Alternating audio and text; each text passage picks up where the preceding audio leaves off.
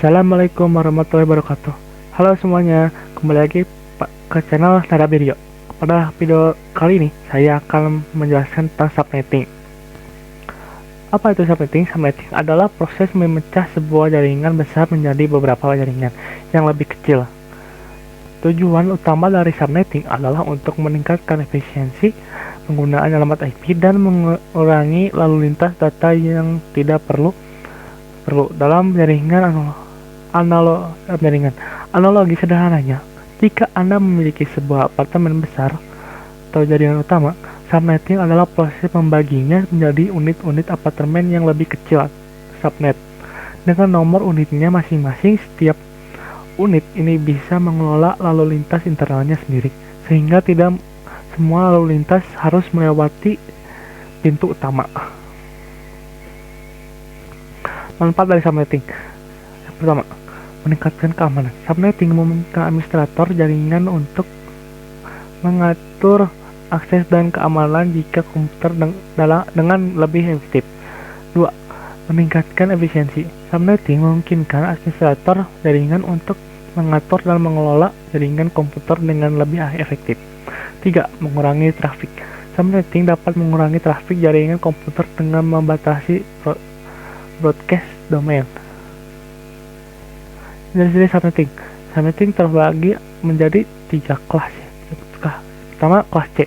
Subnetting yang digunakan pada jaringan kelas C yang memiliki subnet mask default 255.255.25.0.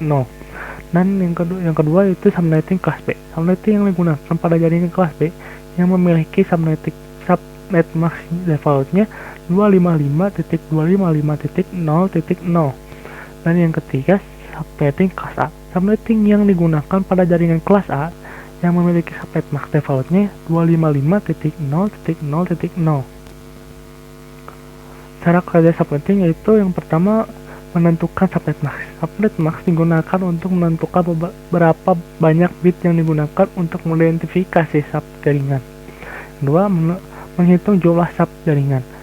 Jumlah sub jaringan yang dapat dibuat tergantung pada subnet mask yang digunakan. 3. Menghitung jumlah host. Jumlah host yang dapat terhubung dari sub jaringan tergantung pada subnet mask yang digunakan. Ini adalah kesimpulan dari semua materi yang pernah saya bahas, dari semua video yang saya bahas. Secara keseluruhan, jaringan komputer adalah sebuah sistem yang dirancang untuk menghubungkan perangkat agar bisa berbagi data. Komunikasi dalam jaringan ini tidak terjadi begitu saja, melainkan diatur oleh protokol jaringan, yaitu serangkaian aturan yang memastikan data dikirim dan diterima dengan benar. Struktur fisik jaringan ditentukan oleh topologi jaringan, seperti bus, star, atau ring, yang mempengaruhi kinerja dan keandalannya. Setiap perangkat dalam jaringan memiliki 2 alamat unik, IP address dan MAC address. Implikasi dalam MAC address. Semua proses ini berjalan melalui